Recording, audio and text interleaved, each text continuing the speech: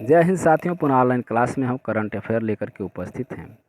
कल के वीडियो में हम लोग देख चुके थे शीर्ष रैंकिंग में विश्वविद्यालयों कौन कौन से। तो 3 शीर्ष विश्वविद्यालय थे: टोरंटो विश्वविद्यालय कनाडा, कैलिफोर्निया विश्वविद्यालय USA और मैनचेस्टर विश्वविद्यालय UK। अब इसमें भारत की रैंकिंग क्या है? तो भारत रैंकिंग में भारत कितने विश्वविद्यालय को शामिल किया गया है? तो यहाँ पे 56वां शीर्ष रैंकिंग है। शीर्ष भारत विश्वविद्यालय एवं संस्थान है। तो दिल्ली विश्वविद्यालय है, सगम रैंकिंग है 220। IIT बॉम्बे समग्र रैंकिंग है 303। IIT मद्रास समग्र रैंकिंग है 344।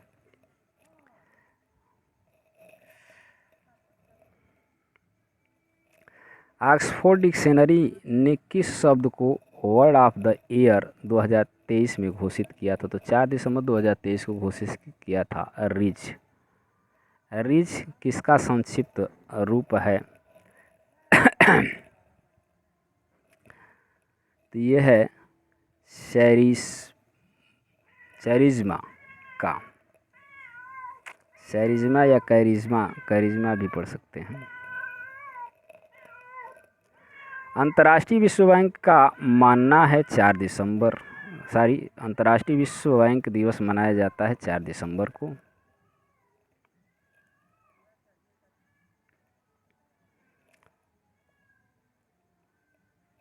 किसने ग्लोबल ड्राउन स्नैपशॉट 2023 रिपोर्ट जारी की?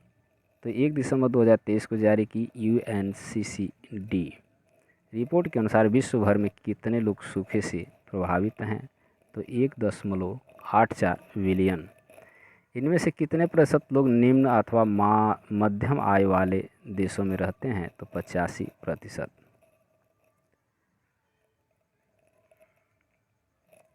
संयुक्त राष्ट्र मरुस्थली रोकथाम अभिसमय UNCCD को कब अपनाया गया? तो वर्ष 1994। भारत ने किस देश के साथ संयुक्त रूप से लेड IT 2.0 का शुभारंभ किया? तो 1 दिसंबर 2023 को स्वीडन के साथ। लीड IT 2.0 का पूरा नाम क्या है? तो लीडरशिप ग्रुप का for industries transition. Lead IT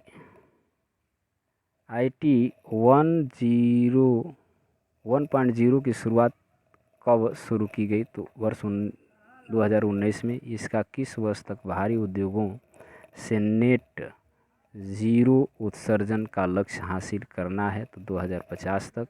Bharat किस देश से 3 वर्ष पश्चात पुनः तेल आयात शुल्क शुरू करने हेतु तैयारी की है? तो दिसंबर 2023 से वेनेजुएला।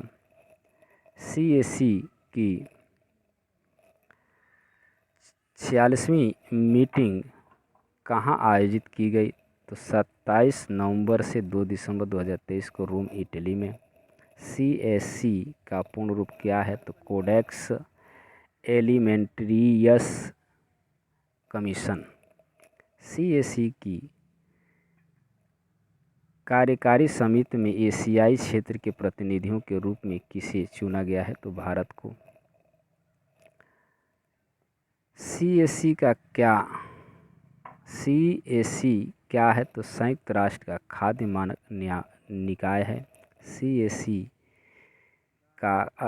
की स्थापना कब की गई थी? तो 1963 में। CAC का मुख्यालय कहाँ स्थित है? तो रोम और इटली में।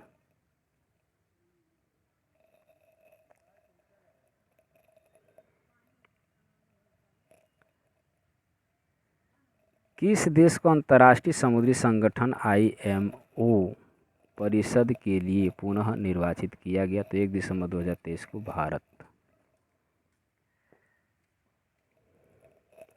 भारत को किस द्विवर्षीय कार्यकाल के लिए चुना गया है? तो ये द्विवर्षीय कार्यकाल है 24 से 25, वर्ष 2024 से 25। आईएमओ की स्थापना कब की गई? तो 1948 में। आईएमओ का प्रारंभिक नाम क्या था? तो inter government maritime consultative organisation. IMCO का पूर्ण नाम बदलकर किस वर्ष आईएमओ किया गया? तो 1982 में। आईएमओ का मुख्यालय कहाँ स्थित है? तो लंदन, यूके में। कौन सा देश विश्व के सबसे बड़े पोत का निर्माण कर रहा है? तो यूएसए। इसका नाम क्या रखा गया है? तो फ्रीडम शिप रखा गया है। यहाँ सब आर्थिक आ गया। किसने डार्क पैटर्न की रोकथाम और विनियमन हेतु दिशा निर्देश 2023 अधिसूचित किया है? तो 8 दिसंबर 2023 को केंद्रीय उपभोक्ता संरक्षण प्राधिकरण। ये दिशा निर्देश किसके तहत अधिसूचित किए गए हैं? तो उपभोक्ता संरक्षण अधिनियम 2019। इस दिशा निर्देश में कितने तरह के डार्क पैटर्न सूचीबद्ध किए गए हैं? तो 13। ई कॉमर्स पर ग्राहकों को वर्गलाने वाली भ्रामक रणनीतियों को क्या कहा जाता है? तो डार्क पैटर्न कहा जाता है। आरबीआई ने अस्पतालों और शैक्षिक संस्थानों में यूपीआई से भुगतान की सीमा को बढ़ाकर कितना कर दिया गया है? तो 8 दिसंबर 2023 को 5 लाख रुपये। पूर्व में यह सीमा कितनी थी? 1 लाख रुपये थी। मध्य प्रदेश में सड़कों की कनेक्टिविटी में सुधार के लिए एशियाई विश्व बैंक द्वारा कितनी ऋण सहायता दी गई है? 5 दिसंबर 2023 को 17 crore 5 lakh dollar. Bank of the year Bharat किसे चुना गया? दिसंबर 2023 को फेडरल बैंक को।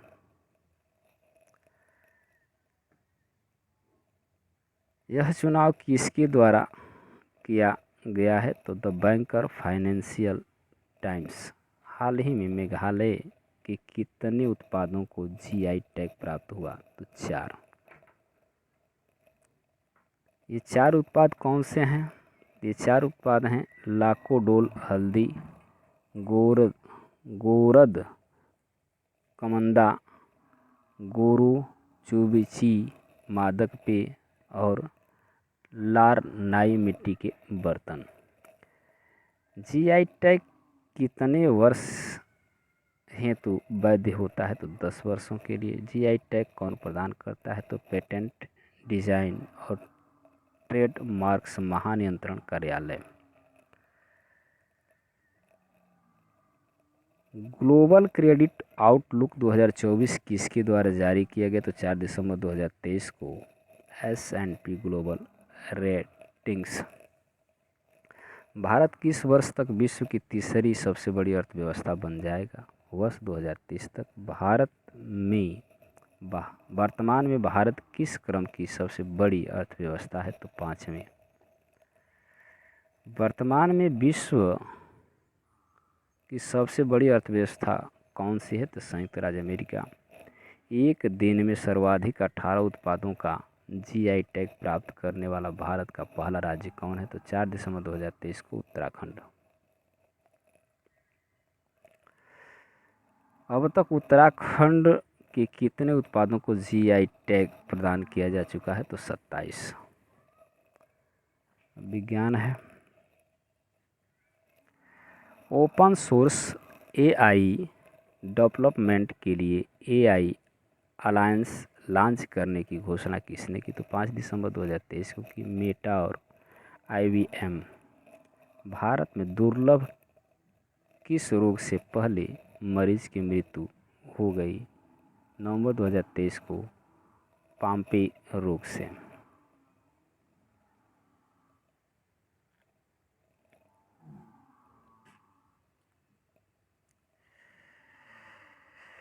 इस रोग से मरने वाले मरीज का क्या नाम था? तो निधि सिरोल।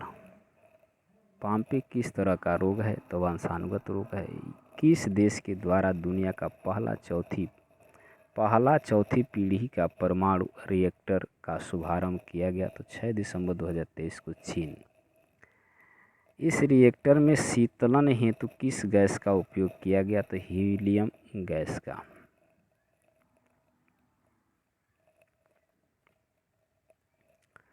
दुनिया का सबसे बड़ा परमाणु संलयन रिएक्टर का परिचालन कहाँ शुरू किया गया, तो 1 दिसंबर 2023 को इबाराकी, जापान। इस परमाणु संलयन रिएक्टर का क्या नाम है, तो GT-60SA। जापान और किसके बीच की यह संयुक्त परियोजना है, तो यूरोपीय संघ की।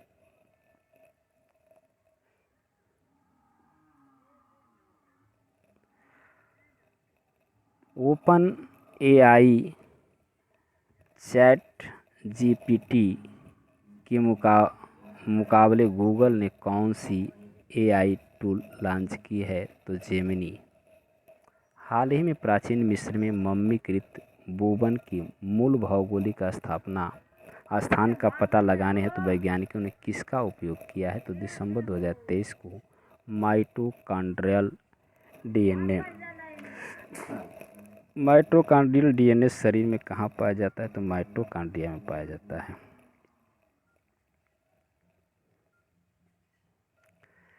किस देश ने अंतरिक्ष में जैविक कैप्सूल भेजा है, तो 6 दिसंबर 2023 को ईरान।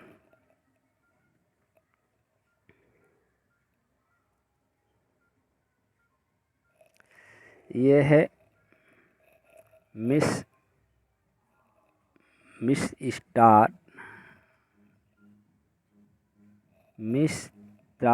मिसरात 2 सैटेलाइट कहाँ से लॉन्च किया गया, तो 4 दिसंबर 2023 को जिक्वान सैटेलाइट लॉन्च सेंटर, चीन।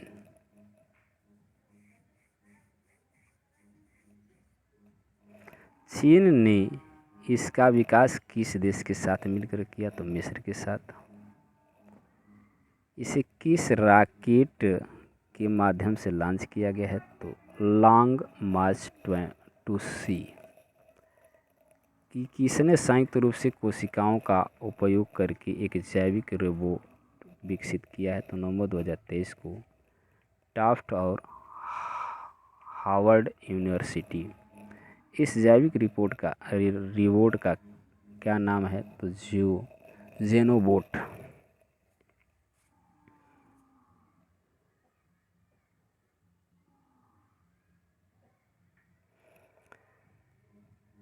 इस रोबोट की मुख्य विशेषता क्या है, तो स्व प्रतिकृति यानी सेल्फ रिफ्लेक्सिंग।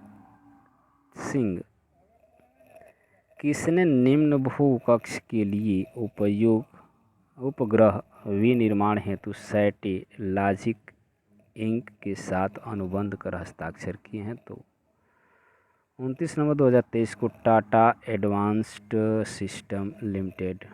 पहले निम्न भूकक्ष उपग्रह को किस नाम से प्रक्षेपित किया जाएगा, तो टीसाट 1A। अंतर्राष्ट्रीय खगोल संघ ने क्षुद्र ग्रह डिकीनेंस के उपग्रह का नाम क्या रखा है, तो सेल्म। इथियोपियन भाषा के शब्द सेलम का क्या अर्थ है, तो शांति। सेलम की खोज किस मिशन ने की थी, तो सूली मिशन ने। सूली मिशन कब लॉन्च किया गया, तो वर्ष 2021। यह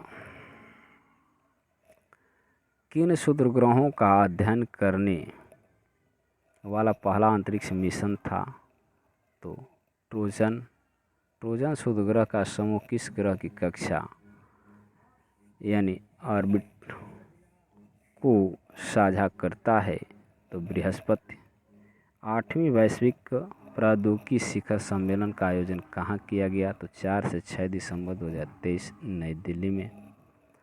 यह किस थीम पर आधारित थी, तो प्रौद्योगिकी की भू राजनीतिक।